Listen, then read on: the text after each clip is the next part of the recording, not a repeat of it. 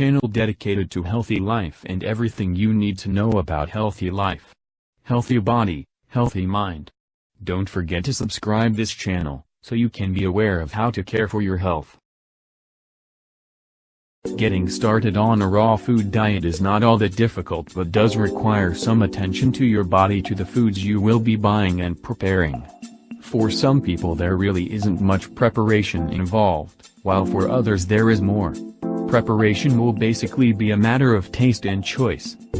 However, in starting a raw food diet there are some things you should know about it before you do. First and foremost, being new to the raw food diet, you should talk to your doctor or nutritional advisor for guidance. Switching to a raw food diet will cause your body will go through changes initially, and some of those changes could impact your overall health. A raw diet consists of 70 to 90% raw foods. But to switch over from a cooked diet to an uncooked diet from one day to the next can actually shock your body, especially your digestive system. For years you have consumed cooked foods and your body has become accustomed to processing those types of foods. As a general rule of thumb for beginners, you should start out gradually, maybe eating only one raw meal a day, and then slowly work your way toward eating raw at each meal. One very important thing to note is that a raw food diet has a detoxifying effect on the body. Eating raw foods will actually cleanse the body of toxins and your digestion will improve. However, there are some possible side effects as your body adapts to this new raw food diet. You could experience headaches and nausea, as well as a mild depression. Have no fear, as these are only symptoms of your body making adjustments.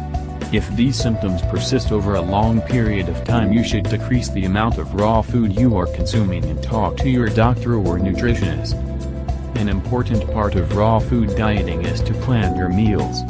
This is especially important in the beginning because your body will be craving certain foods as you change your dieting habits. Sugar and salts are a good example of such cravings because our body doesn't make these on its own but needs them.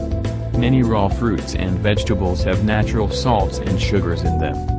The point is to monitor your bodily changes and adjust your dieting plan according to your body's needs.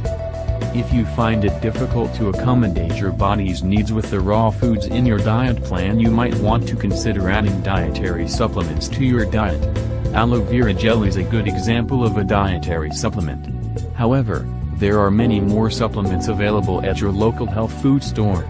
It is important for you, as you create your raw diet plan, to research raw dieting options. The purpose behind a raw diet is to improve your health, not make it worse. Another important point about raw food diets is not to mix it with a cooked diet. This doesn't mean you can't eat cooked foods while on this diet. But it does mean that, during a meal, you don't want to mix them. The reason for this is that cooked foods, when mixed with a raw diet, will neutralize many of enzymes and nutrients in the raw food, basically defeating the whole purpose of being on a raw diet. Also, mixing these two types of diets can actually make your digestive system work harder, again defeating the purpose of the raw food diet. As you get further along in your raw food diet, don't be afraid to try eating your raw foods in different ways. Some people on raw food diets prefer eating their foods in their natural state and don't cut or blend. On the other hand, there are some who slice, dice, chop, and even blend their raw foods. It's all pretty much a matter of personal preference, as neither way diminishes the nutritional value of the food.